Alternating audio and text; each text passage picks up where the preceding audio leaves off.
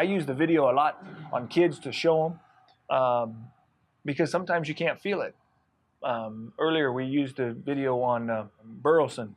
One of the things that Burleson was doing is you could see he was wanting to hit the ball the right center or to stick with the approach that we have, hit the ball the right center, but his lower half was trying to pull the ball, while his upper half was trying to stay on the ball and hit the ball the other way. And that's, to me, and I tell the kids, I say, it's confusion. I said, you got confusion going on. You got your lower half trying to pull and your upper half trying to go the other way.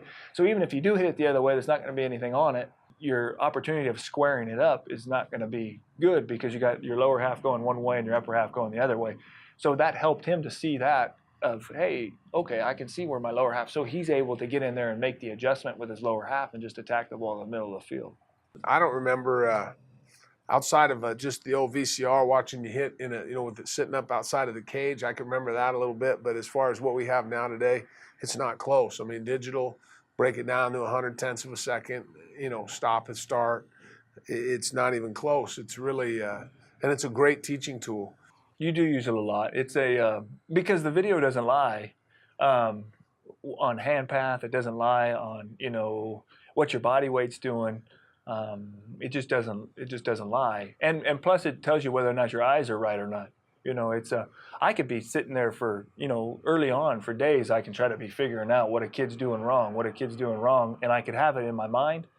And then you could go to the video and you're like, no, you're crazy, Jim. This isn't it. This is what it is, and so it doesn't lie. I really wanted to show him his last at-bat because the last swing he took I thought was a good swing.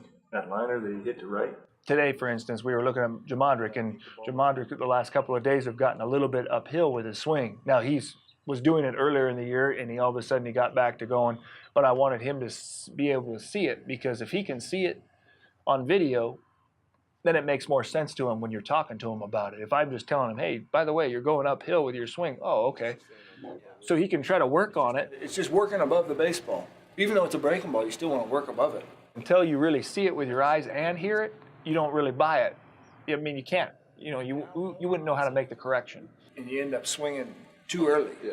You know what I mean? And that's when that goes out of the way. Most kids obviously are visual learners, and you always have a kid's attention if you're showing him video of himself.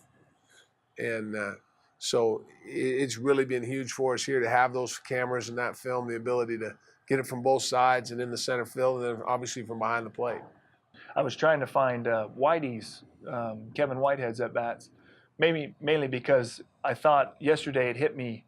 He'd been under the baseball, and I'd been talking to him about, staying above the baseball when you swing, meaning almost looking at the top half of the baseball rather than the bottom half. I bet you the reason why he can't stay above the baseball is because he's striding too far. I thought maybe yesterday it hit me that maybe he was striding too far.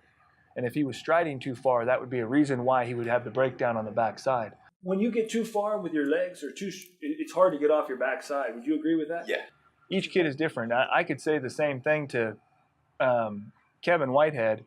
Now all of a sudden, you see how your backside, it's... yeah, I'm swinging from there instead of there. Yes. But it could be the simple fact of your stride. And I could say the same thing to Brennan Moore or another left-handed hitter, Jamondrick, and you have to find what triggers them to get it. So you say the same thing probably about 6 or 7 different ways. That's good, but do you see how everything's kind of leaning back? Yeah. Where it should almost be at contact, it should almost be straight up and down. Yeah. But you see how you want to lean your head back? Or even I bet if you were to go from the front, like my upper body is facing, yeah. Oh yeah, you can see that. They're all different ways of saying the same thing that you want to get across. You just have to find the one that triggers in his mind of gets him to swing the right path. Does it feel better? Like you doing that and you just going feel like I can actually stay over the baseball rather than because I know you're trying. I know you're trying with the thing, and I think you like the fact of the getting your hands through the ball and letting your hands chase the ball. Yeah. Meaning like you feel like you got a little bit more whip.